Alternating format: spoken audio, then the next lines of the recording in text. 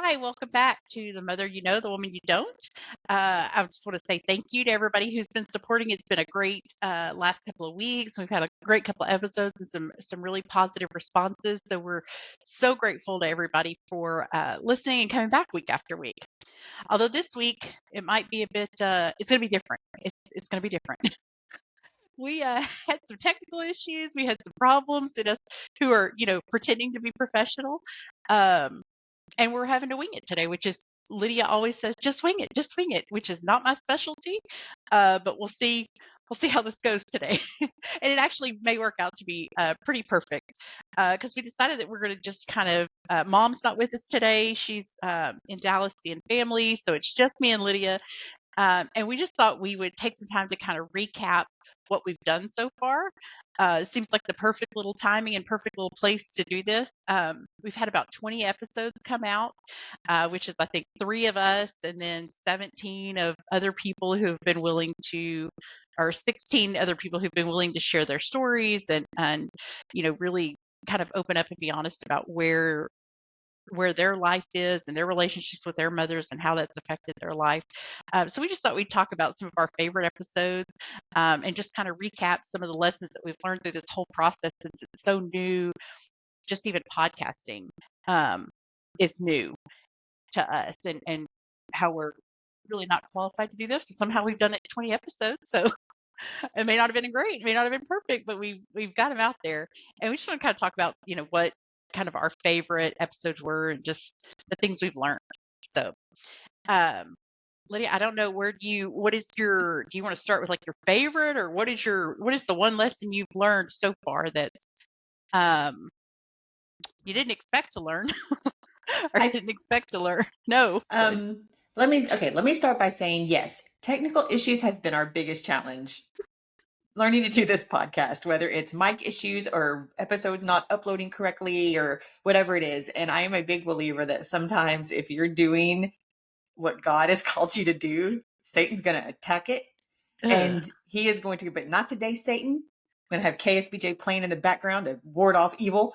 And that's been the biggest thing. But at the end of the day, even though like this morning, it is 6:40 on September 5th, the day that this episode goes out, and we were recording it before we head off to work. And sometimes things don't always come out like you want, which I think is a lesson that we're learning through all this. But at the end of the day, it's not perfection. It's just following through with what you want to do and trusting the process. So we're going to trust the process in this. I know. I hate trusting the process. I want the process to be perfect. Oh my God. Well, I want the process to be good. And I think that's what's been the hardest part for me is the end product. So that's my biggest struggle, is that if things aren't going to come off right, I've just never rather not do them. Just like the reason I wouldn't have started this is because I'm not equipped to start it. Because it's not going to come out right or perfect. Well, it's not going to look good. You're going to look dumb, and you're not going to look, or you're going to look, unprofessional, or why are you even doing this? It feeds into that, I think, doubt that I constantly have about not being able to do a good enough job. Yeah. And it feeds that. Like it just feeds that every time the sound is wrong, or every time, like yesterday, having a meltdown internally because what I had planned for today, what I had perfectly lined out for today, was not going to work. And so it just is. I think that's a curse, though, that a lot of people suffer with. I think that there's that insecurity and that worrying about being perfection and what people are going to think. And I think that is just, that's a common theme with a lot of people, probably a lot of women, just I don't know, the world, having these expectations that the world can put on people and women that we just, I don't know, somehow, but I want to be one of those people that just floats through life and just does whatever. I know. How do you just not care? Goes through life and just puts it out, and it's like, yeah, it's good. And you're like, is it? Well, that's what we're doing today, Sissy. We're just but that's what we're doing today. We just put it out there and seeing what the cat wakes up, man. Boobs sweat in a house that's freezing because it's like, oh God. Okay, nope. It's okay. It's okay. That's all right. It's okay. I will say the biggest lesson that I've learned through listening to these stories of these amazing women is that, Sissy, our life was not that bad. No. It wasn't that bad. We were so spoiled. And our problems, yes, our problems are first world problems. Yeah. I Especially, know that. It's like yeah. you know that. Yeah. We had issues, we had this or whatever, but it's always perspective, right? Like it's always Oh, if you walk through life um looking from other people's perspectives, if you could just for a day walk through your daily life looking from somebody else's view, you would yeah. really realize that, oh, it's not so bad. Like, Yeah. I don't We're have it very that blessed. bad. You have Like issues or you have yeah, whatever. You're not perfect. our Um, parents did not beat us. I mean, we got yeah, spanked, but we deserved it. And, yeah, our dad was faithful to our mother. Our mother was yeah, faithful to our dad. They raised us with values. We don't, when we had conversations, we don't always agree or have the same, beliefs that we did when we were younger or whatever, not religiously, but, I'll probably let my children go to a dance, yeah, and, but I think that when we listen to the stories of these women who have overcome so much, it's very humbling. It's very yeah, humbling to look at it and go, you yeah, know what? I'm not going to be, because even now, let's talk about meme gate. yeah, The last couple of weeks I've been thinking about that. And I'm like, I overreacted so much. Cause like yeah, I keep playing over and over in my head, like the call with mom and how in my head she was angry. And so she was so upset. But like when I yeah, really think about it, yeah, she was very calm when she said it. It yeah, was just, I didn't like the intent behind it. So yeah, in my head, it amplifies to she's mad, she's angry, and all this stuff. And she said, I wasn't mad, I wasn't angry. I was like, yes, yeah. you were mad. No, But she was it panicked. turns out she wasn't. She She was wasn't mad. panicked and she Yeah. was scared. And those are, um, I think, different emotions that we don't take the time. For some reason, it's like we're either happy or we're mad. Like it's like those are the two only emotions that exist in this world, and you either fall into one of those categories. When truly she was over here, she was scared and she was panicked Yeah. and she was worried about what it would look like for her personally, as opposed to what the point of it Yeah. was and who it's trying to reach and what the point of it was. And also us getting to the point where it's like, well, if you think that about me or if you think this or that, then, Yeah. well, But how much was I overreacting? Was I PMSing that day? There's a yep, pretty good chance, yeah, yeah, and so I think that again, it's just about the thing that I've learned the most is that there's people who have way more traumatic, inspiring, beautiful, challenging stories of overcoming. And it's been an honor for people to trust us to tell their yeah, stories, to yeah, have this platform, however big or small it is at this point. yeah, Um, because we've got some nice little listeners, and we got some yeah, loyal little listeners from kind of across the globe, which we're really blessed about.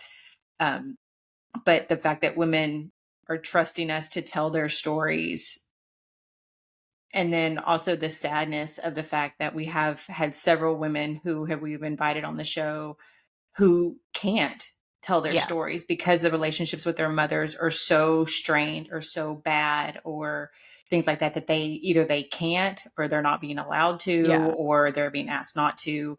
And that's very sad. But just like we want people to feel the empowerment to tell their story, we respect those people who are not in that position yet, yeah, and yeah. to And I think protect that's them. incredibly sad because to me it feels like uh, would you have to go through life with a muffle on your Yeah. mouth, like just a one of those dog A dog muzzle. muffle, Yeah. a muzzle? Muzzle. Yeah, Yeah. it makes me think that that's hard to. I don't know that I'd want to live with that muzzle Yeah. of, or maybe I do with certain things. Maybe everybody does with certain things, but it just feels like if I want to talk about something, I will talk about it. Yeah. And I may not talk about it. It may be the selectively who you talk to, and I guess that's what it is. That people can talk to us personally about it, so this thing, but they're just not ready to share it with the world. But Yeah. it just feels like if you're muzzled by that, it feels stifling. Yeah. It's very I think sad. it makes me sad for people who go, well, I'll talk to you when she's dead. And I just think, Yeah. oh, like, I she's know. dead. God. I was like, Like, if you can't okay talk, then. I guess if you can't talk to her, you shouldn't talk about her. Yes, But, 100%. that's just But going to then cause that makes more me sad drama. that you can't talk to her and that you Yeah. just can't have that voice to say, hey, this is not right for me, or, I love you, but, Yeah. or I love you and this is happening. I don't know. It's made me really sad. Yeah. Because the people that we're talking about we're close to, and we know that their stories, like the base of their story, would be amazing for And other people to inspiring. Yeah. hear, and only because it's that story of redemption or healing, or this is what I got through. But they can't say that because they're not through it, I Yeah. guess. They're So in that's it. really sad. Yeah. Yeah. It's hard to And talk about some stuff that you're in the middle of, and because there may not be a clear, I don't know, I think it may not be a clear way out yet. So we 100% respect and love and pray for the people who, if you're in that situation that you can't quite tell your story yet, yeah, we hope that one day, whether it's here or somewhere else, we really hope that one day you're able to share your story in your way, however you feel is going to help you heal and help get through it. So, yeah. what about you? What is your favorite thing or biggest lesson learned, I guess, at this point through the Well, I podcast? think it is for me, just the letting go of the perception of what it should be, and I'm not letting it go because I still stress about it every day. Stressed about it last night, stressed about it yesterday, stressed about it first thing this morning. Didn't want to get out of bed because it's like, oh God, this isn't right. Um, but that's I think an evolving lesson for me, is just trying to do things anyway. Like I said, it's where I want to be, but I guess it's just like what we're talking about. You want to do it, but you'll do it when it's perfect, Yeah. which it never reaches. So I think that for me, and then it's also just connecting with people I've missed. Um, I don't know if because I'm in such a weird phase of I'm social, but I want to be alone. Oh, If yeah. that makes sense. But connecting with, like, especially because somebody's been friends and family, and a couple of people that I talk to weekly, Melissa and Judy and, you guys and all that. But it's like friends like Shane, who I don't talk to very often, or um, uh, Shelby, our cousins, that we don't talk to every day. We see them once or twice a year, and it's super fun, and we laugh and talk, and, Debbie. So it's connecting with those people again.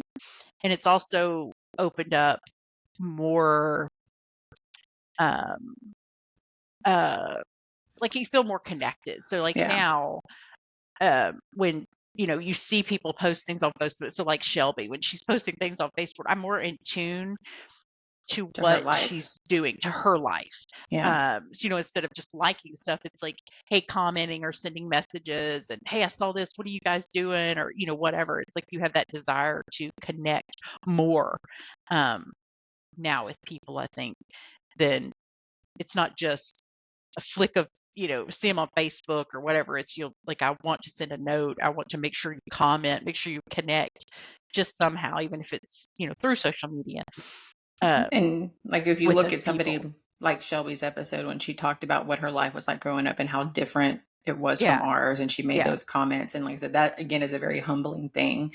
Um, and when she said things like like she would look at our family and Yeah. for lack of a better word, be very envious of it. Yeah.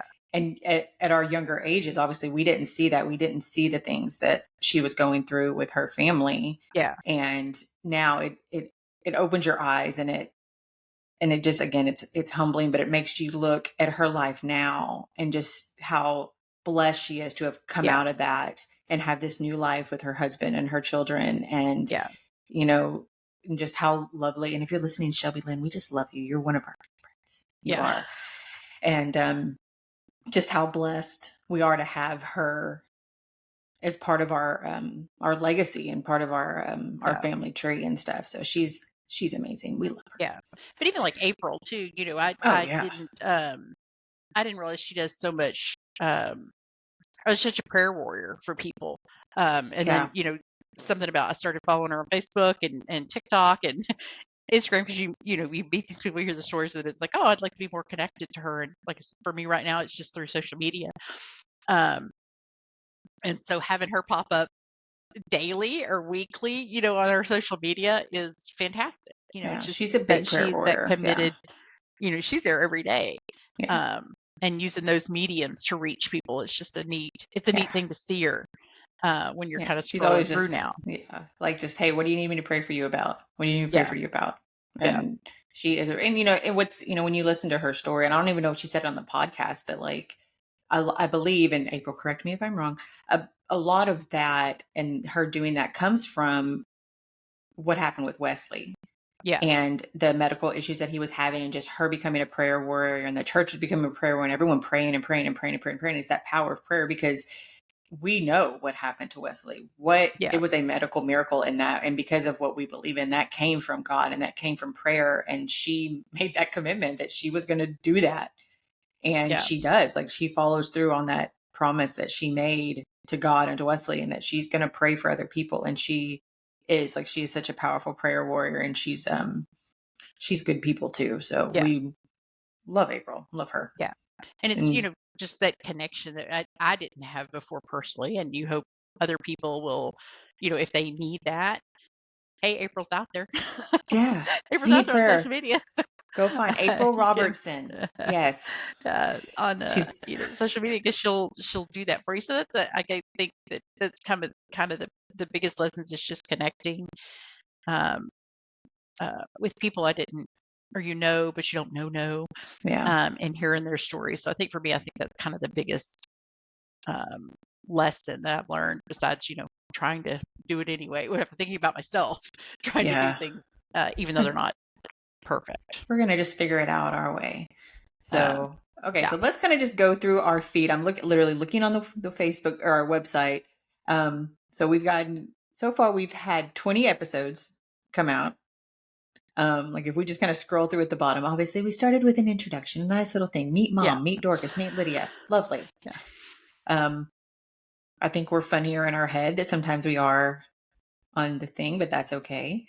We find things really funny. Well, I think we kicked it off, obviously with us, Yeah. but I think our first outside was missing the juice, Missy and Juice, yeah. which you know was a huge lesson in and of itself. Yeah. And I'll talk about this, and then I'll ask if I can talk about it, but if I have to take it out. But I learned a huge lesson from that one, because it was our first. I think it was the first one that I had edited. I think you did the first three, Lydia, and then I did this one because I was trying to learn how to do it. And, yeah, I edited this one. Yeah, I So think so. I listened to it the first time, and I obviously know Melissa and Judy very well, and know their I don't know how they communicate, I guess I'll say. Is how they communicate. And part of my gut, my lesson from this one is my gut told me there are things I should take out. My gut said, this isn't necessary to the story. You should take this out. It's not right. And I ignored my gut. Okay. And there have actually been some pretty serious ramifications of people getting upset or people being mad about that episode. And I think now, I will say that I think the anger and stuff comes from more the social media clips than it did the actual podcast part. I don't think the people who are angry really listen to the whole episode, because I know them and know that I felt like, oh God, they're being so, they were giving honor to people. Um, and it was taken out of context, I think. Okay.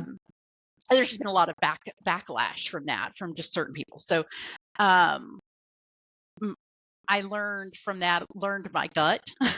And from I learned that I should have listened to my gut, because my gut said, hey, take some things out, or take this out, this isn't necessary to what her story is, because her story is that of strength and survival. Yeah. And I wanted to tell that story. I think that story resonates with a lot of people, and there are just too many women that have been through that cycle and cycles of abuse. And that I just thought that was an important story. Yeah. And they're both really fantastic women who work really, really hard, who love their families and who love their friends. And I felt like it was a great place to start. Yeah. but I should have trusted my gut on a few things that probably could have come out that didn't need to be in there. And I think like I said, it's only been in the last 5 or 6 weeks that we've been dealing with the ramifications of that. So that was a lesson for me, and that I will just trust my gut instead of just like going, oh, no, I'm not going to do that. No one's going to get offended by that. Yeah. Yeah. But it is that fine line between allowing people to tell their stories and worrying about what other people are going to think. Yeah. And at the end of the day, just for those listening, at the end of the day, we always tell whoever comes on the podcast that if there's something that is said and you regret it the next day, we will take it out, because we want people to feel comfortable telling their stories. And you don't want to come on here and be like, my mother's crazy. And then the next day, if they go, oh, maybe I shouldn't have said it. Maybe I should have softened it a little bit, whatever. We don't want to edit people. We don't want to do that stuff, but we want to be respectful to people's stories. But unfortunately, sometimes, like, one of the things, like, I teach the girls, sometimes the truth hurts. It is. And the thing is, like, you can choose your actions. You can choose your actions and you can make your choices. But unfortunately, and again, this is something that I tell the girls at the house, is that you don't get to choose the consequences. Somebody else chooses the consequences for every single one of your actions. And sometimes, like, there's been a couple of consequences that we did not choose, that the speakers didn't choose, but they are what they are. And we have to just figure out the next steps from that and protect them as much as we can from this side of it. So that's been fun. Yeah, that was a rough lesson. That was a rough, I really stressed over that and felt like I got it wrong. Now I will say from then on, I don't think we've had to face it again, but there has been some things that I've taken out that I just thought there's no value add to that statement. It's not part of the story. It's not, and it's usually us going off on tangents about random stuff. Cheap laugh. Yes, cheap laughs and random things, or bathroom breaks, or whatever. It's I feel like you've done a good job on the editing side, and I do appreciate. I'm going to give you some props. I do appreciate you taking that on. Yeah, because I know that, because what's so funny is part of that is the control of it. I'll be honest with you. It's not about me helping you at all. It's not about me helping. I'm okay with that, because it's the control of it and wanting the message of wanting to make sure that the message that we tell, because like you said, we're still trying to find our voice. I know what we come into this as, but we're still trying to find who we are and what we want to share. But the bottom line is I want people to be able to share their stories. And sometimes that's going to be ugly. And I'm real sorry for that. I'm not sorry, but don't sorry ever that it's going to offend or hurt some people. But like I said, sometimes just it hurts. The truth hurts. Well, let me ask you this. And there's no healing it until you put it, like Mom says, you can't heal anything that's in the dark. You have to bring it out into the light, and it can be healed. And and if you get mad and you can't acknowledge that, hey, I'm sorry I hurt you, that's on you. You know what I mean? That's on you. If you can't acknowledge your own shortcomings and your own bad behavior, at that point, it's just like, I wouldn't, just. But the thing is that it's all. I also run the risk of having to swallow a big pill, when you're on here with your mother and your sister. I've had both my daughters on here, and both of them have said things, and it's been like, oh, shoot, that's me. That's my gut punch. You know what I mean? That you say things. So you all have to, everybody, nobody's void from having to pay consequences for things they did, whether they were intended or not. You still have to go through life and be accountable for what you said and did. And people get hurt, and you don't intend it. I didn't intend to make my daughters feel certain type of ways, but they feel it, they live it, they have to deal with it now. I've had to eat that crow. And you want to talk about humbling, is having to listen to it, repeat it, listen to it, edit it, repeat it, listen to it, and then put it out for the world. That's a good social clip. Let's put it on 30 all seconds represents social the trauma media that I put on my daughters. Let's see if we can put that out there. But it's, but it's just it's the price You it's the pay. price everybody has to pay Yeah. for just being human, I think, Well, and we're not whether that's perfect. good, bad, or Yeah. ugly, but We're not you know, we're not perfect. yeah, We screw up. We hurt people. We are all selfish at times. We're all insecure at times. We are all these things, and it takes maturity and it takes emotional intelligence. Not necessarily, in my opinion, I'm not a psychiatrist by any means, but I would imagine that those things, the maturity comes in recognizing when you do it. yeah, There's probably a lot of people who are really mature and can actively not do that on a regular basis. Some of us, we do it, but we recognize it, and then you have to apologize. You have to, yeah. move on And from then there's there. just the And people who go through life not seeing anything other than themselves, and what is that like? Because I've got that, like, I get guilty. Like, if I'm short with Jared, even just like a little bit, I get really guilty about it. Like, I Mhm. feel really bad. And I'm like, I'm sorry, babe. And I had to tell him yesterday, we're in there cooking dinner, and I said I'm PMSing really hard. And I cried at Criminal Minds. I cried at a couple of things. I cried at a random TikTok. And we were cooking dinner. I was like, I just need you to be aware that I'm having all these feelings today. And there's a good chance I'm going to get mad at you in like the next 10 minutes. yeah, And so I need you to just to I just need you to be patient, just be patient with me because yeah, it's going to get ugly here really, really soon. And he's just like, okay, and goes on. So, you just got to bless their little hearts. And sometimes we're just emotional. yeah, Sometimes we're emotional and mean and immature, and it is what it is. It's yeah, fine. It's fine. yeah. And I think So, it's just, but I think it's just that was for that episode, that very first one. That's been I don't know, 15-week lesson learned yeah, for me, and I still carry it, and I carry it, I think, at the front of my mind now, that it's like we have to be cognizant and aware of telling the truth and understanding that some people are going to get mad, yeah, and that there are things I need to be responsible for the things that my gut tells me to be responsible for, but I'm not going to be responsible for somebody else's feelings. feelings Yeah, on how they feel about how they hurt somebody. yeah. So I'm just not going to carry that. Um, I'm not going to carry that guilt, but I will be responsible for what I should have, what my gut told me, what my gut said, hey, that's not necessary. Um, I'll be responsible for that, but I won't be responsible for other people's Yeah. reaction to their guilt for And what they especially if did the to if the somebody. So person telling the story wants that part of the story told. yeah, If they, yeah, and that's it, it was what it was. yeah, And, yeah. and I think sometimes, but I do think that sometimes we And I get get on it. this. It's a public forum, and Yeah.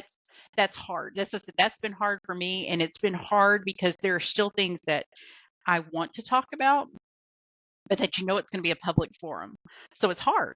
Yeah. And at least I have that choice, and I understand Yes. that people don't have that choice if somebody's talking about you. But um, But I also feel like sometimes when we get on this and we're doing this, because the people that we are talking to, we know so well and they're so integrated in our lives, we sometimes forget that outsiders are going to be listening to this. yeah, And oh, it for feels sure, like a yeah, girls catch up phone call because we'll yeah, talk about things and we talk about people, and people on the other end have no point of content or yeah, context or things like that. They're like, who, what? And we talking about people and yeah, just random all at the time. But this person's never been mentioned before, or, yeah, whatever. So sometimes we forget that there are outsiders listening in on these, what sometimes we act are like private conversations, but yeah, we do choose to turn around and put them out into the world. And there's people who care about it, and yeah, or maybe they're just probably just as nosy as I am and just want to know yeah, the tea sometimes. yeah. So, there's that. So that was the first episode. We Yeah. got So, Missy and the so Juice. it was technically episode 5, I think, but 1, 2, 3, 4, yeah, 5. yeah, Yes, Missy it and was the technically Juice. episode Yes. 5, but they just have a tremendous story, and I thought it was a great way to kick it off, and I still think it was a great way to Oh, kick it off. 100%. Um, Absolutely. and a lot of lessons learned for me personally, and for Missy and Judy, a lot of lessons for them as well, Yeah. So And then after that, we sat down with Shane, who is one of my favorite people in the entire world. Shane Rosecrans. She talked a lot about obviously her relationship with her mother, the good and the bad and the ugly. And her mother is lovely, though. I do enjoy her mom quite a bit. She's fun. and then just, I love Shane's story because she just is so candid about the things that she went through. And I think a big part, like, she talks to you about like the loss of her daughter when her daughter died. And that's always been something that kind of just, I don't know, it's just, as somebody who wants to be a mother, that's just heartbreaking. And I think a lot of women go through that. And then her new role now as essentially a caregiver to her parents who are getting older, and her father is sick, and you have to shift that. And she speaks so candidly about that. And I just love sitting around and, talking to her. And hers was another one we had some technical issues with getting the social freaking clips, and it took months to get it. It was just, and so like finally, like she had asked me, she's like, "So are you gonna like post some things from my episode?" I was like, "I'm trying." Can you get him to download? It took months to get that stuff out there, and I'm like doing random things on Canva with her face, trying to get some social posts for her. But finally got him, and they Like finally doing started those little posting what are those little word a bubbles? little Like we're word just bubble with gonna, a quote. yeah, It was ridiculous. So, but she with looked us beautiful. writing on the screen. Yes, but we We really should. finally got some from her. So God We bless really should it. hire somebody young and No, smarter dude, than we are to do this. But listen, I I know. I know. I know. I'm because I I was thinking always, this morning. I was thinking, God dang, we should have some sort of actual producer who can write notes about what we should be talking yeah. This is, yes. Like, where are those guys at? about. Yeah. You know. Um, Um. but definitely, yeah, that's a huge. She was just so incredibly honest. And Shane, yes, we do want to put out more social clips. We're working on it. I got them all scheduled. They're all scheduled. Like for like, I'm scheduling stuff like 3 weeks out, and I'm even a little Yeah, bit behind right now, but I'm yeah. gonna get there. So So we're that day trying job to keeps figure that getting in the part out. way. Do what? So that we're trying to figure all that out still. Yeah, so we're getting it. Hey, But it may be, I may not be promoting things till after a week after they go, but they're getting on there, dang it. yeah, It's like I said, I'm behind right now because I did like schedule like 3 weeks of social posts and all that stuff. And then we have technical issues and I can't get the next round to download. And it's just yeah. like, okay, it's fine. It'll be promoted when it gets promoted. And it's going to be. Well, trying to trust that timing too, because I do lose sleep over, like, because in my brain it should go this way, this way, this way, this way, Yeah. this way, and it's not. It goes like that most of the time, or it feels Yeah. like up to this point it's been like that. But even I've been, off with like trying to schedule people and keep the ship going, or Yeah. keep the ship flowing, Well, yeah, I think it's a and numbers trying to be game. okay with just figuring it out Yeah. still. I think that's, again, I think it goes back to that thing that there's going to be a lot of people who are not comfortable telling their stories. And so for every 5 people we ask, 2 may want to tell their story. So it's about Yeah. a big numbers game. And I'm excited for like the ones that we have coming up if we can get over the technical issues. Yeah. trying to get those downloaded. Yeah. But at the end of the day, and I think we've said this to the people, like when we have technical issues for whatever reason, because something's trying to interfere with it, is that we will do it again. Yeah. We will record it again, and we will, keep going till we freaking get it. So it's fine. It's fine. Yeah. So I think, like, I guess after Shane, we had Tammy and Tiffany, which is just, it was a really great episode. Tammy's story is just one that's fun. Like she just well, she married her had cousin, so technically, technically, and the fact that that's all we talk about from that episode is really sad. It's the best. It's so she funny. Has such a good story, and her and her family are so blessed. Have come, that generation of their kids and grandkids, and then she just had a new grandbaby. I was gonna say they just had a baby this week. Yeah, this last week. So, hers was a really great episode. And then she's got 4 other daughters or 3 other daughters who, besides, I think were a little concerned that they didn't get invited. so we'll have you on, baby. Yes. We'll have you on. Yes. And then after that we had a little snafu. So I think we talk a lot about that, the meme gate.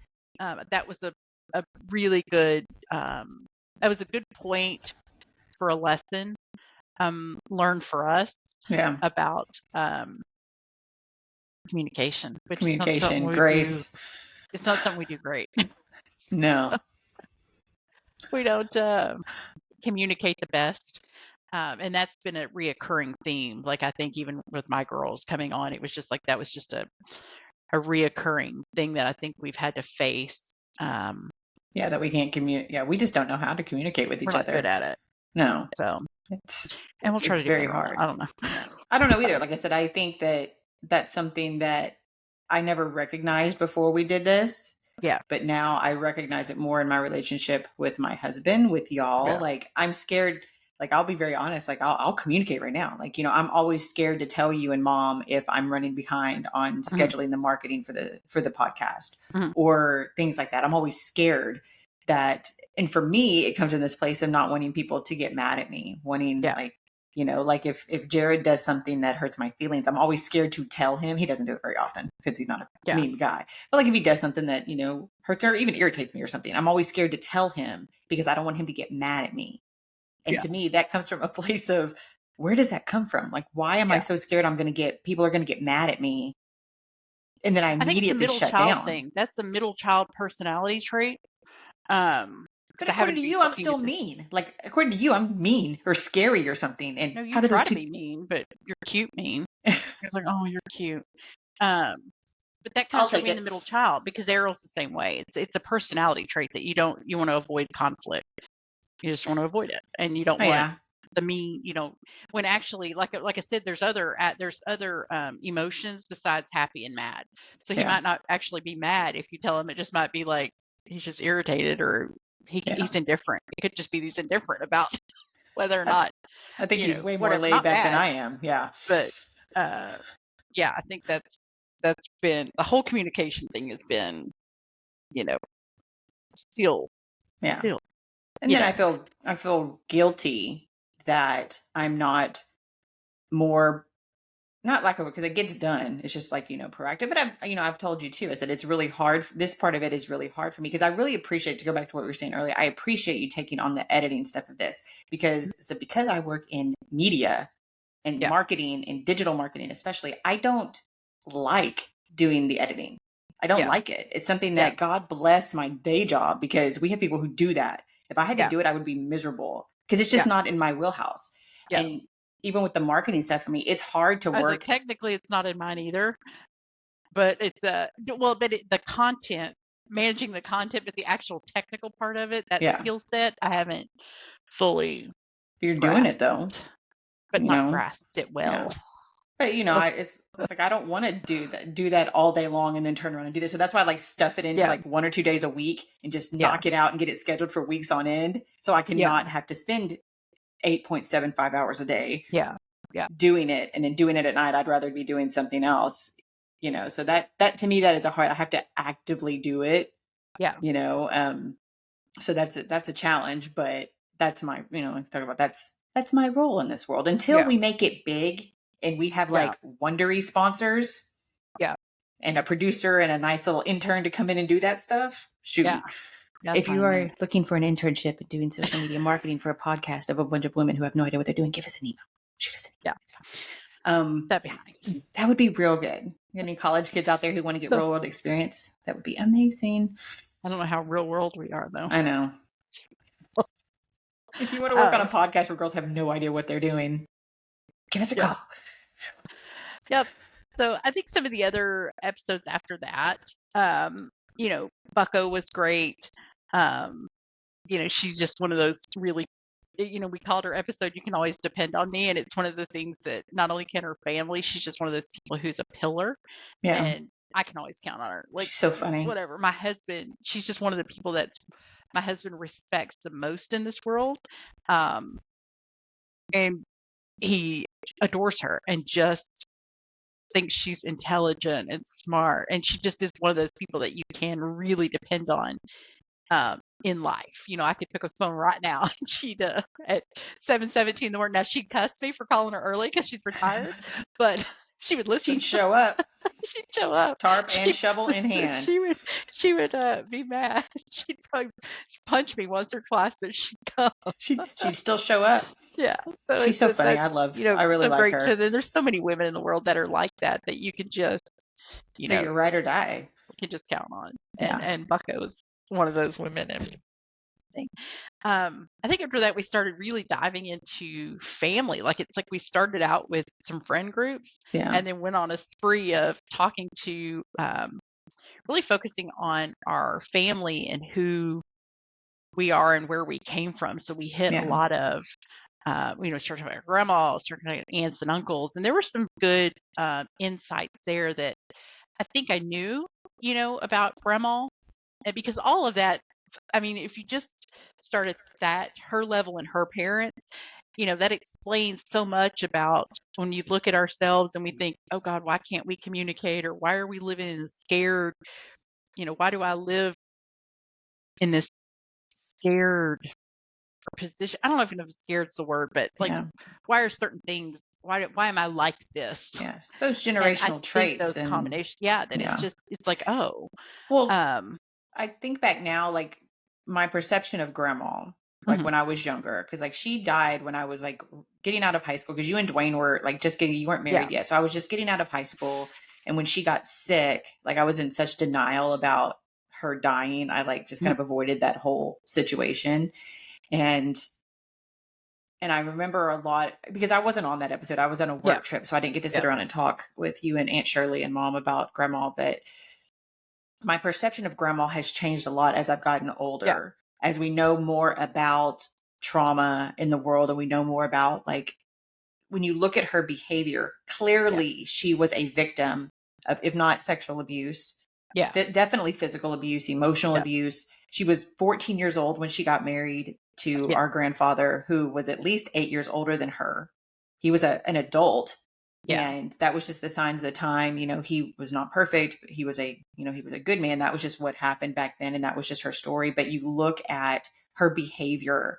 And like I said, and I just remember being younger and just being annoyed by things like her behavior just didn't make sense to me. She was just, and I blamed her for a lot of stuff. I can yeah, admit that. Like when her and grandpa got divorced, I blamed yeah, her because I had seen her behavior, but we know now that she had a lot of trauma and yeah, she was never taught how to deal with that. You didn't go to therapy. You didn't go any of those things to work through probably the physical abuse that she suffered as a kid. The yeah, fact that her mother died and she 12, 14, 13 years old had to raise, her sisters and do all this stuff. And then she gets married at 14 years old. And I guarantee you, she didn't know what being married was yeah, really about, yeah, the physical side of it at least. And as an adult now, I have a completely different empathy for her. And I wish she was here to be able to tell her yeah, that, I'm sorry for being yeah, impatient with you or not yeah, wanting to see you or blaming yeah, you. I said I blamed yeah, her when her and grandpa got divorced because yeah, grandpa was grandpa. He's this big, yeah, burly, sweet guy who took us for donuts on Saturday morning. yeah, And I know yeah. His role differently in our now. life was really passive. Yeah. Like it was the grandpa role Yeah. of, I mean, he swooped in, he did nice things. I don't ever remember a time where he was short or curt Mm-mm. or Mean or, yeah. mean to us or any kind of disciplinarian to us at all. Like he Yeah. just was kind of passive. His relationship with us, our level. I mean, I'm sure Dad had to deal with things and or whatever, but which I don't know. But for us as kids, he was just always kind. Yeah. And when they did get a divorce, it was like, why would you divorce grandpa? Y'all been married, 100 years, and she Yeah. just wanted this other life. Um, and I don't know, how old were they when they got divorced? Do you They were know? like in their 50s and, Yeah, they'd been together 30 or 40 years. yeah. And it's like, Yeah. why would you get divorced this far? Yeah, because I remember Mom telling me about the divorce, um, and thinking, wow, because it was when I was in middle school or high school, but It had to have probably middle been, school. No, it's middle school because I think I remember the house on Halifax. Um, I don't remember. I think we were in that house, but anyway, which was middle school. But anyway, I remember same thing is thinking she just doesn't want this anymore. She's crazy. She just Yeah. wants out of this marriage and she's throwing a fit, blah, blah, blah. Um, and it's like now you have an understanding of, oh, okay, she was tired. She had been put in this marriage, she had been put in this place. I think he was probably a lot more he was older and I think passive, and I think she just wanted more out of life. Yeah. on the day to day. And she ended up remarrying somebody, and I think she was really happy about that, although it didn't work out right. But um, now you have empathy for that Yeah. when you sit down and think, oh, this is what she dealt with for all these years. And frankly, she was probably just tired. Yeah, She just wanted probably. what she wanted. And at 60 something, 58, when you've been doing it since you're 14 and you make a change like that, Yeah. did it make sense? Probably not. But To us, it did. I mean, to yeah, her, it did. I to mean, her to it did. her. Yeah. Did it make Yeah. sense to us? No, but to No. her it made sense. Well, And because who are one of we to the question question, what yeah. Well, one of the things I've her always decision said is? from back then is that grandparents don't get divorced. Yeah. Parents get divorced. Grandparents don't Yeah. get divorced. And I remember but it was also that time when it wasn't as prevalent back then as, it is now. And Yeah. thinking like, grandparents, you can get a divorce. Yeah. God's going to be Yeah. mad. It felt scandalous. It did. It felt It felt so scandalous scandalous. at the moment. And you're like, I gotta tell people my grandparents got divorced. No Like one, I'm that's not going to tell embarrassing. nobody. Uh-uh. Um, No. yeah, but I don't even think people I I don't don't think even think, people knew. yeah. But, Um, I remember, and I don't remember if Daddy told you this, but after Grandpa died, a couple years after yeah. Grandma, he had, and Daddy, please forgive me if I'm telling something I shouldn't tell, but I'm going to tell it anyways. He told me that he had a dream Mhm. that him and Grandma and Grandpa, so his mom and dad, they were all sitting around the living room at the house on LaBelle, Mhm. and they were just talking and laughing. And Mhm. he said that he felt such a sense of peace that it was like God telling him and Yeah. Grandma and Grandpa that we're good. We're in Yeah. heaven. We found peace. There's no more pain. There's no more Yeah. resentment. And he said that he was able to come out of that just feeling a sense of like just something lifted off of him. Yeah. That all the hate, all the anger, all the trauma, all that stuff is just, it was under the blood. And they Yeah. were both, because they were both believers. And so that, that they are in heaven. And so I always think about that, like that all that stuff is left behind. Like when you're gone, Yeah. and if you're a believer and if your family, you have that kind of Yeah. sense of peace about it. So I, I take comfort in that, not just Yeah. for Grandma and Grandpa, but for Yeah. Daddy too, Yeah. that he doesn't have to worry about not the souls of his parents, Yeah. but that Yeah. stuff no longer matters. Not that it Yeah. doesn't matter because there's after effects of it, but Yeah. there's peace But there it's also now. a heads up that you don't have to live on this earth like that. Yeah. You don't have to live like that. You can choose to live in peace, and we can choose to live um, kindly to each other, and there doesn't have to be that strife. It's Yeah. hard, but we can choose it. Yeah. Just I could have made tons better choices, with relationships and people that hurt you, and friendships where it didn't work out. Um, all these years, instead of being angry or mad or whatever, we can choose that too, because she lived in a lot of bitterness she and did. anger, and I have an exact snapshot of that with certain people in my life, and now being on the back end of it, you think, oh, I didn't have to do that. Yeah. um I personally could have lived in peace and provided peace for my children, and I didn't do that. um so that's a huge lesson learned too. Well, let me ask But this just question from that, then. What are you doing to change that going forward? I think just not engaging.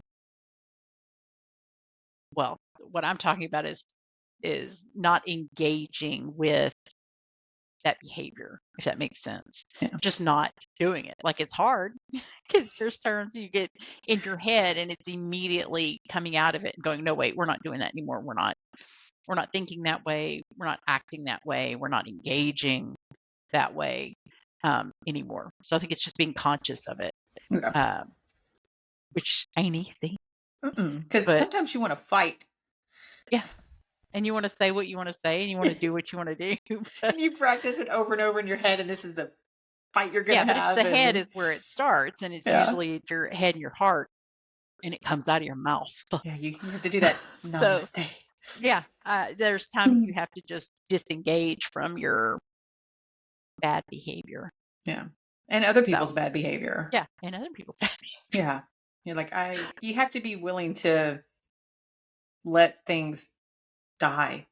Yeah. And that's really hard. It's Yeah. really hard to choose to walk away from people and all that. And what's so funny is that, I've done that in my adult life. You choose to walk away from certain people because they're, the toxic Yeah. or whatever you want to call it. Yeah. Those words are so overused.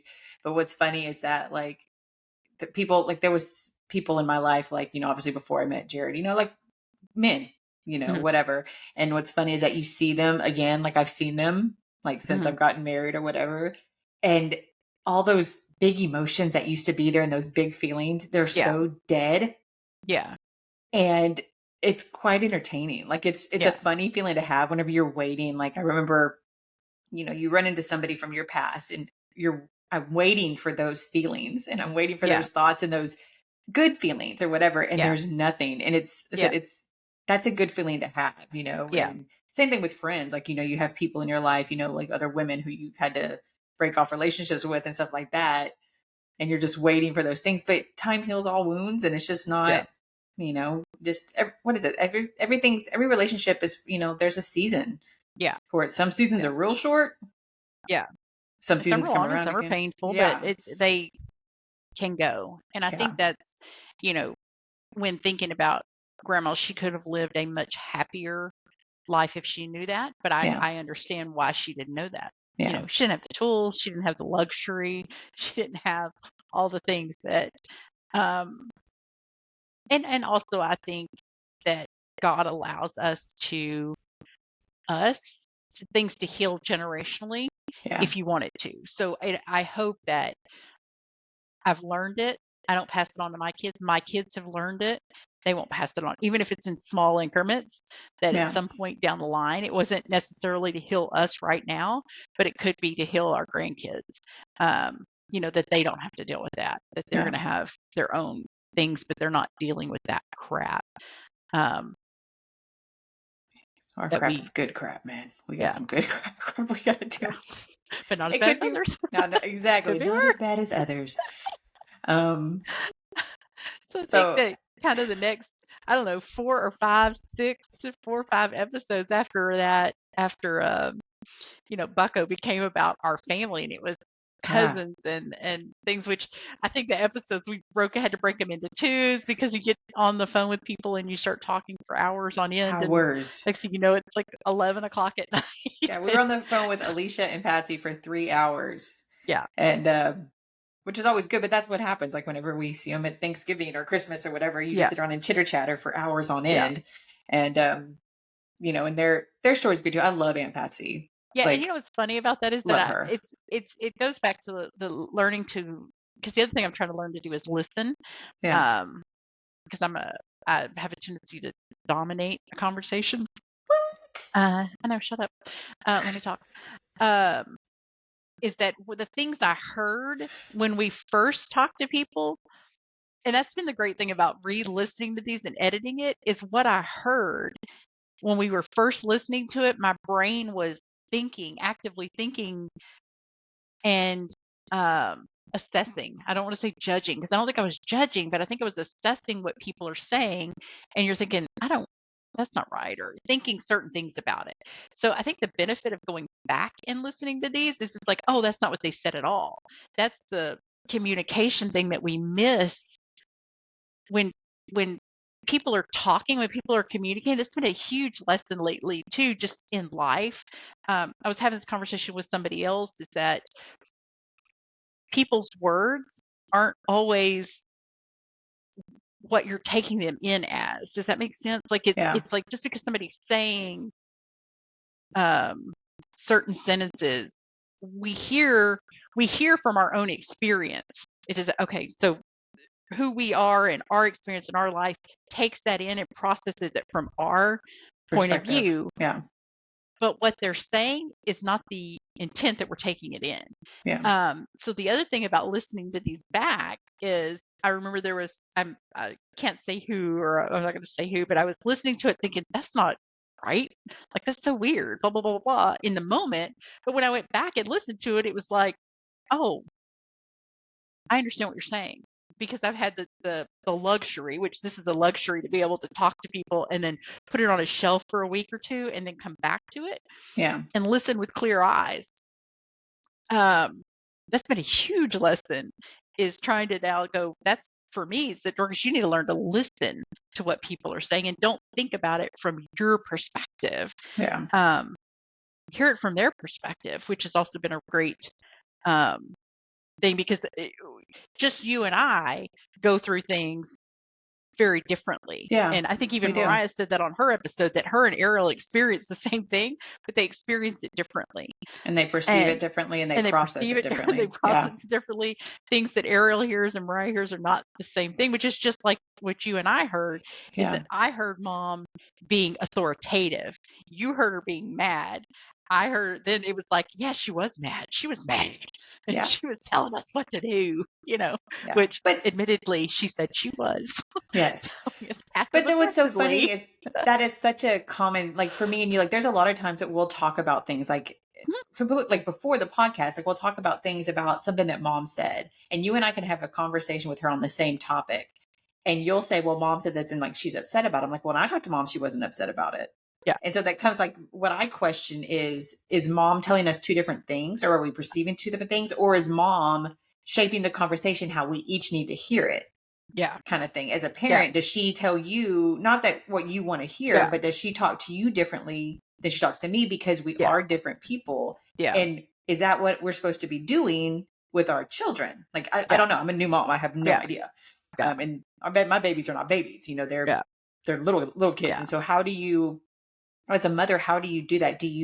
I think you do. I would imagine that you parent the child how they need to be because parented. I would probably be more apt to tell Mariah something black and white, where I'll sugarcoat it for Cody, because he's the youngest, he's the baby, he's a man, he perceives things emotionally. Whereas, like, even if you just had bad news, I would tell Mariah, hey, it's X, Y, and Z. This is bad. This is bad. This is bad. But I would look at Cody and go, well, it's not that bad. We're going to get through this, blah, blah, blah, because she perceives things, I think, well, let me just say, in my mind, because I can handle it, I assume that because she's the oldest child, she's the oldest daughter, and we process things alike, that she can handle information black and white. And she honestly wants it that way. Now, I'm assuming that because that's what I want. I don't want the fluff. I don't want the thing. I want what it is. Yeah. I don't want, oh my God, this is horrible. Blah, blah, blah, blah. I want, hey, I have this. This is that. I got to do this, blah, blah, blah. And then we'll deal with it. I don't think sons can handle it that way, and especially mine, as big and burly as he is, he's very tender-hearted, and I don't want to hurt that. Whereas Ruz, I still love me. Aww. And I want it to. I would think that when you're communicating with your children, you want it to be X, Y, and Z. Well, what does Ariel fit into that? Ariel gets the fluffy version. Road. Well, she gets the softer version, because she'll worry about things. Like I've told both Errol and Cody had a doctor's appointment, and both of them immediately went into, why, what's wrong? Do you have this? What's wrong? Is this a visit, or is this just is something matter? But like I do with Mom, like, because my thumb hurts, babes. It's fine. yeah. It's nothing. Gotta but they process information differently. Whereas, like, I remember even telling Mom or Mariah when Mom had a heart attack, or stroke. Her stroke, yeah. Her immediately response was probably a lot like mine, which is, I need the details. Okay, tell me that. There was no emotion to it, because I think in emergency situations, I think it's how I react, and it's how. Although that was different, but it was different, no, but still went into. I think I did handle it like that, because I remember talking to Dad, and I was like, I just need you to tell me what the details are, because Dad was so upset. We need to have a whole episode about Mom's stroke. Oh, we do. Just FYI. We'll come back write to that down. Yes. Write that Next down. episode, Mom's stroke. Yeah. She's fine, by the way. Yeah.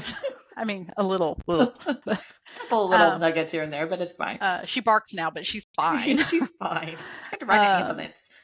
But so I think you do, as parents, you do communicate with your children the way they need to be communicated with, Yeah. although that may be completely, I think you think that as, or at least, okay, let me say, I think that as a mother, that I think you do communicate with them for what they can handle. But I also have been the one to decide what they handle and not ask if they can handle Mm. it. So, That's you I know, mean, that's a just valid point. assuming. So, yeah, I think you Yeah. do that. But I also think that our experiences, and because of that, because of our experiences, when mom calls me and says, what she says, I take that as one way where you can take the same information Yeah. We differently, do. We do. We do And I did process think she was things. mad about it because but like I said, that comes from our lack of, like, there's no other emotions. There's either happy or mad, you know. Yeah. There's no gamut of emotions. So what's that little show with all the emotions in their head? Inside Out, Yeah. which We don't she have hasn't the seen. When she we comes have in October, we it's have on the two. list to watch. Yeah. We We have two do. people in our heads. We don't have 6. 17 emotions. We just have Yeah. those two. And we should work on that. And what's funny is like the way I haven't seen Inside Out 2 yet, but she gets more as she gets older. And I think that's the Yeah. point, is that you have all these more complex whatever's going on as Yeah. you get older and you get more emotional intelligence. And it's, yeah, 100%. But we still just have to. We should work on that. Yeah, we do. Okay. So. So we were talking about, let's see, Patsy and Alicia. So we talked for them for like 3 hours. And I love Aunt Patsy. She's one of the best to this day. She remembers everybody's birthday in the family. Yeah. Every year. I can't even remember mine. And then, we just talked, Alicia's got this great family, at least 5 babies, and just. Yeah, I think the interesting part with Patsy and Alicia was, mostly talking about grandma. I enjoyed that part of it. And Talk about then, Mimi, Patsy's mom, talking too. about Patsy's mom. I didn't know a lot about her mom, and that was just incredibly interesting. And just where they come from. And then, of course, for Alicia, I think the evolution of, talking about religion and how we were all raised, because we were all kind of raised under the same blanket, and the evolution of thought there was good. And I enjoyed, talking to her about that, or listening to her talk about that. Coming away from religion and focusing on a relationship with God. Yeah. I think it's something that we've all kind of done as we've gotten older and getting out of the legalism of, what could be perceived as legalism in, some churches or whatever. So that's, I think that's something we all have in common there. And the other thing is the okay to question that. And I think the biggest lesson there was and you may have said it, and actually I had the most interesting conversation yesterday. It started out talking about NBA basketball. He had asked me a question, and it went from talking about Steph Curry's new contract deal, and we ended on abortion. It was the most amazing conversation in there, talking about those things and everything in the middle. It just was one of those progressive, really great conversations where we chatted for almost an hour. And the biggest perception, or one of the things we talked about, is questioning God and how God can handle that. And I think you said that God can handle these questions. That how do we put God in a box that we thought he could only be, that he's not big enough to handle being questioned who he is, and what he intends, and why is that a bad thing? Because I still feel a twinge of, shouldn't say that. Well, shouldn't I say think that. part of that was raised the way that we were raised, from almost, unfortunately, there was a lot of legalism. Yeah. The way we were raised, it was that blind faith, which you can have blind faith, but you just don't question it. It goes back to that, because I said so. Because I said so. It is what it is. You don't do it because you don't do it. Anything like that. There was never this empowerment to question and do those things, because I feel like as I've grown older and I've been allowed, because I allowed myself to do it, to question it, my faith in God and where I stand on God and Jesus and the Holy Spirit and all those things, I am there because I am there. I am there because I got there with the grace of God, not because my mommy told me I had to. Yeah. And that came from questioning God and looking for answers and seeking truths from the Bible as opposed to truths from man. Yeah. And I am here, and I may not go to church every Sunday because I don't, but I believe in my God the Father, because I came, and it sounds awful when I say it like that, but I'm here because I want to be here in this place. not because mommy and daddy are making me get up and go to church and doing all this stuff when I didn't want to go 50 times a week. It's because I want to be here because I could ask God those questions. And I feel like, especially with some of the stuff that's going on right now with my health and different journeys that we're on, it is not an easy place to be. And the only reason I can be here and the only reason I can cry out to God and question it is because I know that on the other side of this, as hard it is to have faith and walk in faith and that stuff, He can handle my tears and He can handle my anger and He can handle questioning why things are happening, even though I don't think I'm always going to get a why. Yeah. So you have to ask the what question, like what's going to come out of this? What's going to be the result? Yeah. If I didn't think that God could handle the pain that I'm currently going through and the fears, what do I have? Yeah. I have nothing because Yeah.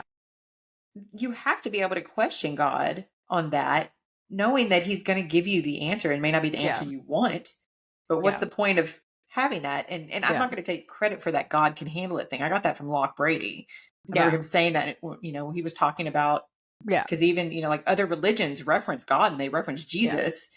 And I remember like somebody had asked him a question, if I remember correctly, like, somebody had asked him, like, how can you research these other religions? And he's like, my God can handle that. My God can handle me looking to see what other people say about Him. Yeah. Well, that And was it's that same thing. and the base of our conversation yesterday was like how we hit so many topics. I mean, even when he came back from, we started talking about gun control because there was a shooting yesterday at a high school. Yeah. And the wisdom that he had yesterday was, or that I took away most, is that we can even things of abortion, like trying to navigate the issue of church and state. Like, why do we think as Christians, and I may have to edit this question out because I may butcher the way I'm thinking about it, but why do we think that why are Christians angry?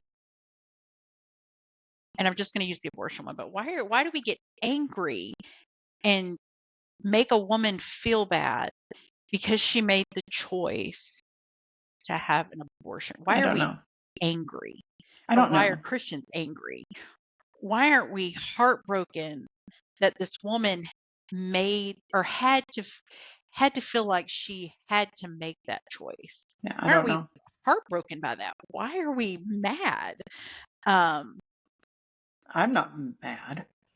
I know, but it's just like, if you want, I don't know. I think this is probably a bigger conversation and not for another day. But it's just the questioning of it, And there were certain things he said yesterday that my body cringed because I thought, oh, we don't question God. But by the end of it, I kept popping in my head, like, why can't you ask God? Why can't we go to God and say, God, this is bothering me? We can. Why? Why do you want me? How do you want me to react to this? How do you want me? Yeah. Which, FYI, in the Bible, He tells you Christians are to respond with love, with the love of God. 100%. And that Yeah. does not include being angry at somebody because they make a choice that you they're would make. allowed to, that I wouldn't make. That comes And down that to they're it. It comes allowed in, to make. they're making a different choice than you. And I know a lot of women, and not unfortunately, but I know a lot of women who have had to make that decision. Yeah. And while it is not one that I would ever make under any circumstance, my job But is see, it's to hard to love say them. that because you don't know. Like, you don't really know. Like, we But know I we feel have like the I do. foundation.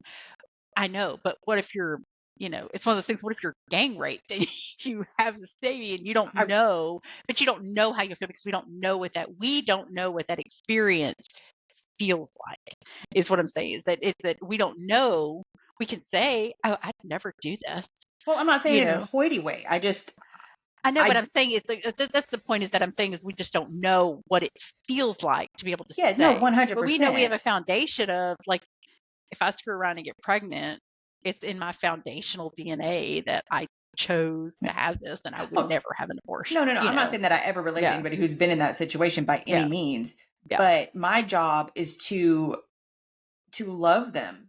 Yeah. To love Yeah. them. And like, That's I the may point. not be able to, Yeah. I can't go with you to the appointment and hold your Yeah. hand, but Yeah. I am here for you to tell you that you are still loved, that there is still a God Yeah. who loves you. Yeah. And that it's not my place to judge anybody who's ever been in that situation because, and I think this goes back to that thing too, that I think a lot of people who are not Christian, they don't realize that sin is sin. Yeah. whether you disrespect your mother, you steal from the local Yeah. store, Murder. you murder, those things. Yeah. Sin is sin. In God's eyes, it's all equal. So Yeah. there's not a hierarchy that one is worse than the other. And our job is to love people just like we want to be Period. loved. For It's love people, period. I want That's all I it is, want love people, period. you love people, period. That's it. Yeah. Yeah. And the rest of it just doesn't. But to me, that's a lot of the religion Yeah. as opposed to a relationship with God. Yeah. Is that when you have those two Yeah. different things, that religion is very legalistic. Religion is do this, don't do this, da da da da da. But a relationship with God and knowing or trying to know who God is very Yeah. different than that. And Yeah. at the end of the day, I want to love the people that I love, and Yeah. and be kind to just people that we don't yeah, know their stories and you don't know, their yeah, perspective, and don't walk in their um shoes and yeah. haven't walked on their road. You don't know what people are going Um through and why they've had to make the decisions that they did, and it's not my place to yeah. know that. There's a Yeah. lot that I don't know. I don't understand a lot in this world, from Yeah. simple math to the big complex issues of the world, and I'm not meant to. Yeah. That's okay. Yeah. It's fine. So I think that's, just some of the things that just in the last, I guess, 20 weeks that have kind of been, brought to the forefront. It's more thinking for Yeah, sure about what's challenging ourselves to happening. think Yeah, differently. challenging ourselves to think differently, um, and to allow other people, or to be open to other people's stories and Yeah, their perspectives and their thoughts. And it's not intentional that like I said, that yesterday my body was like, ooh, can't question God, can't question. And it was physical. Like, I felt my body. There was a couple of things that was said, and I felt my body like in fear almost. But it's like, why? I don't need to fear God. He's not mad at me for saying, wait, is that true? And I think that's the point, is that it getting our turning to him and saying, is that true? yeah. Is this right? And honestly, I almost wonder if, and not to steer away from, like, that the rule, not to steer away from 10 commandments or what God calls, or what God tells us to do, not to steer away from any of that. But it's almost like, is it possible that what's not good for me might actually be okay for somebody else? 100%. Um, you know, Absolutely. so, and their story and their lineage and their whatever. Yeah. Um, I think that comes down to things like conviction. Like, yeah, for example, you have a lot of people out in the world, like, well, take something like drinking alcohol as a yeah, Christian. yeah, I don't have a conviction about having a glass of wine here and there. I yeah, have a conviction about getting sloppy drunk and doing things I shouldn't be doing, which doesn't yeah, happen. Really. I'm yeah, not 20 anymore, or 21. I never drank before I was 21. yeah, But but like for somebody like Daddy yeah, doesn't drink at all because he has yeah, a conviction of it, because, he was a partier back in the day. I don't have yeah, that. I do not share that conviction. yeah. And so there are a lot of people out there, when you look at something like Or alcohol. mom occasionally cursing, which is just funny to me. Yes, That it is that funny. I love to even hear it. Makes me that happy. other people have said that too. That's Yes. funny, and it made me think. I don't know that I've ever heard Dad say a curse word. Honest to God, I don't Nope. think I have ever heard him say in my entire life. Have you ever heard Dad say anything? I Never. don't think so. Like, which is So surprising either. because he's so burp and burly and he can get Yeah. mad just like anybody else. But Yeah. no, I don't think I've ever heard him. Now that you Yeah. said that, I don't think I have ever heard him Yeah. I'll have to cuss. ask James or ask Mom, but I don't think ever, ever in my Yeah. life I've heard Dad curse. And of course, like, there was the whole issue where he smoked when he was younger, and I didn't know that until I was whatever, and I thought that was scandalous. But Oh, I um, knew Daddy smoked. He used to well, I bump didn't cigarettes tell, off like, me. but like, no, I'm saying, but it was adulthood Yeah. before I knew that he had smoked this entire time. Um, but yeah, I don't think I've ever heard him curse. But it does make me wonder: is what's not good for me, is it okay for somebody else? Because that could be their relationship Yeah, with I the think it same is. God. I'm not saying it's going to be a different God, or whatever, but it does make you think, or at least I thought about that yesterday. But Yeah. No, I think that's totally fine, because Like I said, I don't have a conviction about a lot of stuff. And then I have super convictions about other things that Yeah. probably wouldn't phase you. Yeah. It's just, I think that's just it comes back to, I think, that free will. And that has to go, I mean, God gives us free will across the board. Yeah. And, I think the conviction is just some stuff, and some stuff not either. Yeah. All right, let's see. So after all that, let's see. After Patsy and Alicia, we talked a little about Shelby Lynn already. And then after that, we sat down and talked to Jennifer, Rami, and Izzy.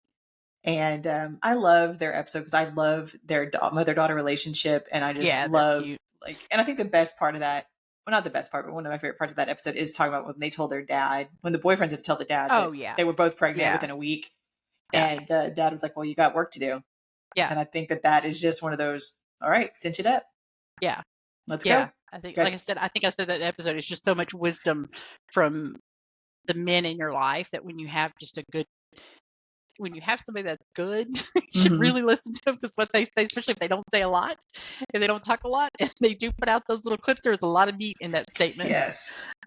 For everybody, that it's just, that's what having a kid is you better get to work, because now you're responsible for somebody physically, mentally, emotionally, And Jennifer is one of those cousins that we don't see very often. I don't remember the last time I saw her. Maybe one of the funerals for one of the aunts in the last couple of years is when we saw her and her sister. But she's one of those ones too that I always enjoy, like just talking to her. I wish we got to see them more and talk to them more, because she's black and white, which I love. Yes. But she's just like with any of the other cousins that falls into that category. Like you see them once or twice a year, and then you immediately sit down in the little pop-up chair at Thanksgiving in the backyard, and you sit there for hours and talk. And I feel like she's one of those that's just like that as well. But no, I think they're great.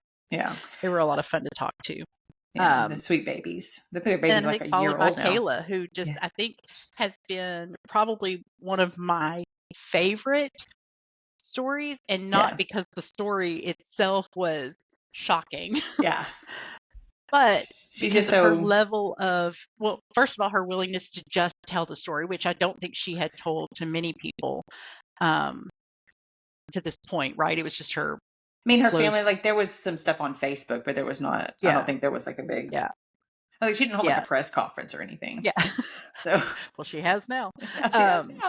But I think her being so willing to tell that story, and then just her peace with what it was, like she just was at peace with it, and her peace with her mom. I just thought that's the thing about tremendous. Kayla. Like Kayla is, like I said, Kayla has this demeanor of like she could be scary. Like I said, I said in the episode, like the first time I met her and really hung out with her, like I was really intimidated by her. Yeah. But the minute you, as a fiery redhead, it is, and she's very black and white. Like everything is, she just kind of says it, and she has a very dry sense of humor too. So if you don't know that, if she says something, you don't realize she's being sarcastic, or it's like, is she going to beat me up in the Chili's parking lot? Like what's going on? But the minute you like get that, like she is, like I said, I don't get to talk to her every day. Like I hadn't talked to her in a while before we did the podcast, but she is one of those Debbie Bucko type girls. Like I could call her up and be like, hey, I'm stranded on the side of the road and there's a hatchet wielding bad guy in the field coming at me. Like she'll be there, like she'll come and help hide the body. And like you said, just her grace for her mom. And the grace, for the decisions that she made. And just, she's got this beautiful legacy now with her daughters and her son and her grandson, and her relationship with Ruben. And just, she's good people. And then, getting to know her real dad now and having that relationship with him, and just kind of just being at peace with all of it. And I said, it was just a topic of conversation from the minute this all started happening. Yeah. We just, I said, because I'm nosy, I just couldn't get enough. Yeah. Couldn't get enough. Like when we talked about it at my bachelorette party, and we're literally all just standing around the island at the beach house, and I'm just like, tell me more. Like, what happened? Yeah. Like, let's do that. It's crazy. It's crazy. I know. And I really look forward to talking to her mother and getting her mother's perspective. So we got to get that. We got to get Miss Judy in the next couple of weeks, because she was really fantastic, and we'll tie those together, because it would be a good perspective to have both mother and daughter points of view. Yeah. So I think the next two were, the girls. And what was funny is that Ariel, we actually recorded very early on, probably months ago, week 3 or 4. Yeah. But just I think trying to find the time or the right place for it, not too early on, but not too late. And then there were some, of course, technical issues, and finally Of we just course. threw it up there. And I still don't think that one's on YouTube. I think there was still some technical stuff on that one, and that one's still not out on YouTube, which is fine. I'll try to get that done. But I think those two were really good in the sense that it was just those brain. And I actually think we had interviewed Ariel twice, Oh, we did, yeah. and the first one didn't get aired at all, or we haven't put it up yet. So we just put up the second one where we had talked to her a Is that the second one where she was in time. the car? She was driving? No, I don't think she was driving. I think we just had a lot of internet Oh, we ended issues up. with the first one. She got off work Um, late, so we ended up not even recording it. We just sat on the phone with her for an hour and just talked while she drove home. yeah, there was Remember? like that. Yeah, there was a Yes. lot of technically. Yeah, we did just talk to her phone, which was fine. But they turned out good, and I think for me those were, especially with Mariah. Well, Ariel was good because Ariel and I we talk during the week anyway. You know, we talk a lot during the week, and we've had a lot of private conversations about things that have happened and things she's been through and things I've been through. So I think she and I have a little more understanding of each other, and it's been harder. I don't think it was the episode we aired, but there was the first one where we talked about her little birthday and how I realized that in that conversation that I had parented her how I wanted to parent and not how she should have been parented. And it Yeah. made me, it was a huge, like, Eye opener. epiphany. Yeah, it was a huge eye opener that it's like, oh, dang it. I didn't want to, I shouldn't have done that. She didn't want the big hoopla. She didn't want she to stand didn't on the want, table with a sombrero on her head yeah, at the it Mexican was not restaurant. good, you know, Yeah. and I've always thought about that. I have pictures of her. I mean, like I have pictures of that birthday where she's just like in fear. And I'm just like, yeah, that's happy birthday, you know, because I was not in tune to her To what she and needed. who she wanted to be and who she was and who she is. And it's so opposite of who I am. And it's even now it's still hard because it's still like she cracks me up because I tell her I want you to be honest. I want you to be honest. And I want you to, if you want to be here, be here. If you don't want to be here, just be honest. And, you know, just like Sunday, she came and then she ate good. We watched a movie. She took a nap and then she was like, yeah, I'm going home. Okay. You know, and my mama wants her to stay, like my mama heart wants her to stay all day and let's laugh and let's go do this and let's, you know, do this. But it's just not her. And it's hard.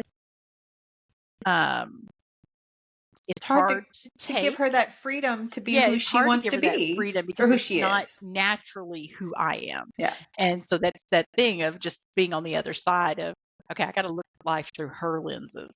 Yeah. I have to look at what she needs today.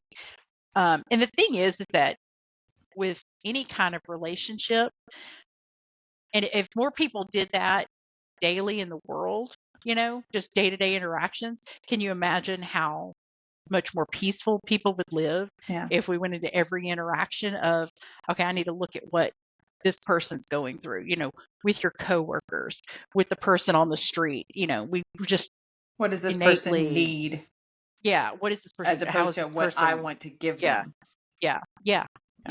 It's really hard. That's a hard thing to live because sometimes it's just you know, and taxing, and it's because you have to do it intentionally. I think I don't know that people are innately have that ability to just. And that's something that I'm learning, like I said, with being a new stepmom with the girls and how different they are. And I want to be a good, you know, step lolly to them. And I want to, you know, send them home clean and happy. And when they go home, and I want them to, you know, do stuff here. So like that's something I'm learning with the girls, is that learning to, you know, parent them differently.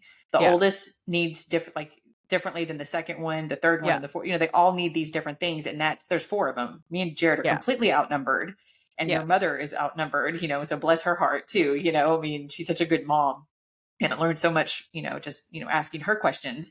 But like, how do you do that with each one of them? It's almost. I mean, it's a learned behavior.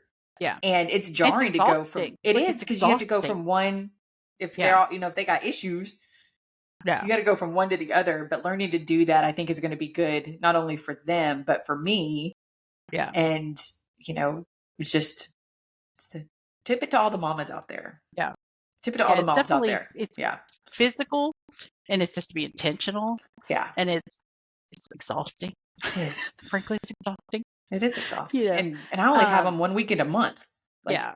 But even imagine, like Sunday, it was like I got up really early to make this lunch because I thought everybody was coming over. And I think that was another really good lesson that I learned, that it was like, or that I know, because I know when we do these dinners and stuff, that's my love language, Yeah. is that I love to host a good dinner and a good party and a good whatever. I love it. And I want it to be nice. I will not put crackers in a package on the bar. They will be lovely displayed, and we will that's my have own frijoles a la crap. chata. That's what we're having. Yes, but that's my thing, and I have to understand that it is an effort for other people to come and do that, and if they do that, I am so grateful. But I have to be okay with other people not doing that.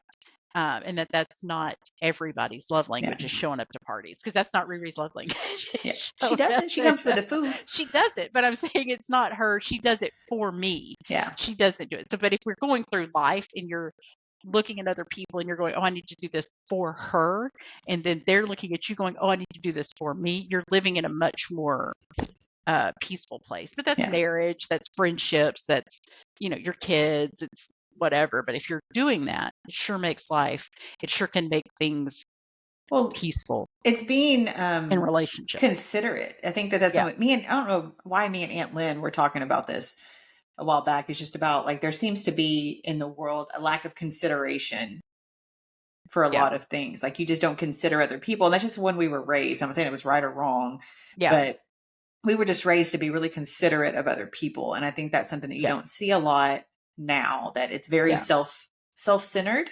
Yeah. It's all about, me and my needs and my feelings and all that kind of stuff. And I don't think there's anything wrong with having some kind of self-focus for your own mental health or whatever. But when that becomes all consuming and you don't think about the person next to you or the person across, when you don't have any consideration for other people, that's just, to me, that's just missing something. Like, it's just, that's toxic, and it's it hard. is. Especially if you're thinking about one-on-one relationships, that can be really, really hard. It can be, yeah. Yeah. Ooh, Lord, dude, that's some heavy stuff for so early in the morning. Yeah, it is a little heavy. Yeah. But anyway, I think that's been some of the benefits of where we are so far. And like I said, it's still not perfect. It's not. It's okay. Perfection every is week boring. I still I'm on the struggle bus. I still have high levels of stress. I still have it's all self-imposed. I know. Okay. It's not, but there's nothing wrong. It's the product of it. But I think that the content has been good. I think the conversations have been good. I think the thought process of other people and other people's experiences has been fantastic. Sissy, let me say, there is nothing wrong with wanting things to be perfect, but it's realizing that it's probably not always going to be. But I'm a perfectionist too. I want things to be, I think we come at it differently. And one of the trending sounds right now, not trending, but you see it several times on TikTok, is that monologue from Denzel from Facing, or the Remember the Titans, like, perfection. Yeah. And I will break my foot off when you're John Brown, whatever he says. I'll break my foot off when you're behind if it's not John perfect. Brown and behind. Then you will run a mile. Yeah. That's what I feel like we are like that. Yeah. And for sure. That is okay, but we have to give ourselves some grace. It's not always going to be, because, like you said, you were called to do this for a really long time. And I mean, I was here just to do a little push, Like, I was the ants in Practical Magic. I was just a little push to help you get going, which I'm totally reading that book right now, by the way. But we'll talk about that later. Well, that too. Yes. We'll talk about that later. But I'm proud of you for taking it and running with it and being so committed, because like I said, I feel a little lackadaisical on my part of it. Yeah. And I don't want to do that because I don't want you to get mad at me. I feel lackadaisical about it too. And it's trying to figure out for me, it's trying to figure out how serious are we. And every time I think, oh, I shouldn't be doing this, I shouldn't do this, but then I have that gut that goes, you want to do this, you want to do this. You want to do Actually, this. have thought of two other podcasts to do as well, and then thinking, you don't have the capacity to do this. You're not qualified, and you don't have the time of day. Because there are two other ones that I thought, oh god dang, this would be really good.